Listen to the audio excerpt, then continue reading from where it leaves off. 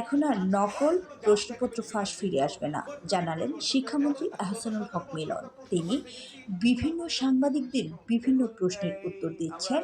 দর্শক, আপনারা এহসানুল হক মিলনের মুখ থেকে শুনুন তিনি শিক্ষা ব্যবস্থা নিয়ে কি আলোচনা করছে সাংবাদিকদের সঙ্গে।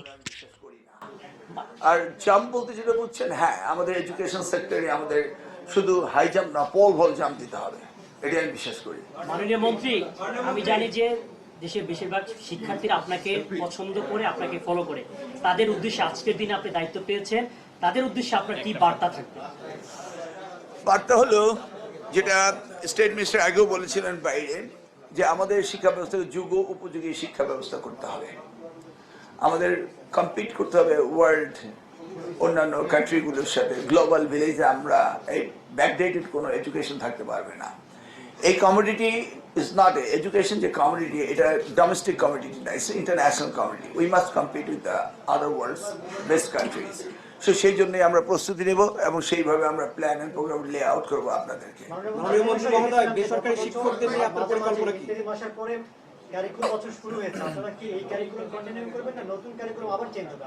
কারিকুলাম চেঞ্জ নয়, রিভিউ হবে।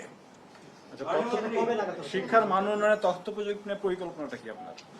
দেখুন, আমরা 4th জেনারেশন অফ ইন্ডাস্ট্রিয়ালাইজেশন আছি, সেখানে আমাদের ন্যানো টেকনোলজি, আর্টিফিশিয়াল ইন্টেলিজেন্স, এই সব কিছুকে ব্যবহার আমাদের করতে হবে, রোবোটিক্স আমাদের ব্যবহার করতে হবে। অতএব আমাদের ডিজিটাল প্ল্যাটফর্মে আসতে হবে, ডিজিটাল লিটারেসি লাগবে, ইংলিশ লিটারেসি লাগবে, এগুলি নিয়ে আমরা কাজ করব।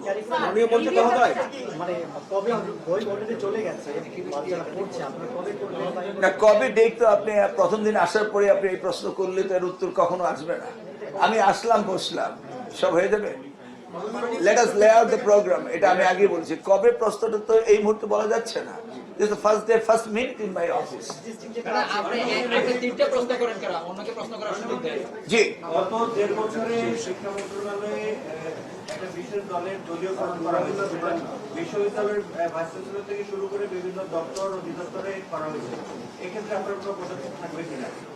দেখুন, we don't want to drive our car looking the rear view mirror, putting our gear in the reverse. We don't want to go back, we'll go ahead. So we don't talk about the past, we'll talk about the future. গত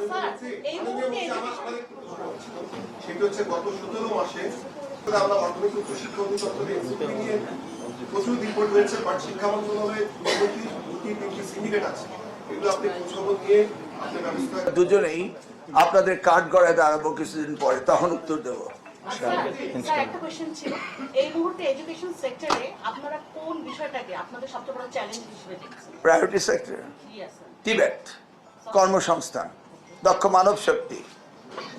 দক্ষ কর্মসংস্থান তৈরির ক্ষেত্রে এখন তো সারা world তথ্য প্রযুক্তি এবং নতুন টেকনোলজি নিয়ে বেশি শিক্ষা দিচ্ছে। আপনাদের শিক্ষা পদ্ধতিতে মূল ধারায় কি এই মানে আপনি এই নীতিমালায় কোনো প্রণয়ন এবং হ্যাঁ, বলছি, আমরা ডিজিটাল লিটারেসির কথা বলেছি।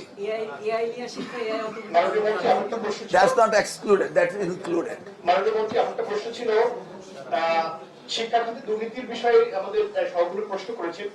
এই ক্ষেত্রে এমপিও ভুক্তির ক্ষেত্রে, শিক্ষা প্রতিষ্ঠানের ভুক্তির ক্ষেত্রে বড় একটা অভিযোগ যে আপনার দুর্নীতি, বিশেষ করে গত সরকারের সময়ে, শেষ সময়ে অনেকগুলো শিক্ষা প্রতিষ্ঠান এমপিও হওয়ার অবস্থায় ছিল, এবং আমরা গণমাধ্যমের খবর অনেকেই চেপেছেন যে প্রচুর পরিমাণ দুর্নীতি হয়েছে, টাকা লেনদেন। শুনুন, 2001 হতে 2006 আমি দায়িত্বে ছিলাম, তখন কোনো দুর্নীতি হয়নি।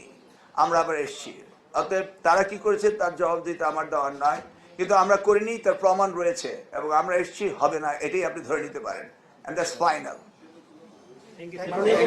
শেষ একটি প্রশ্ন, মাননীয় মন্ত্রী মহোদয়।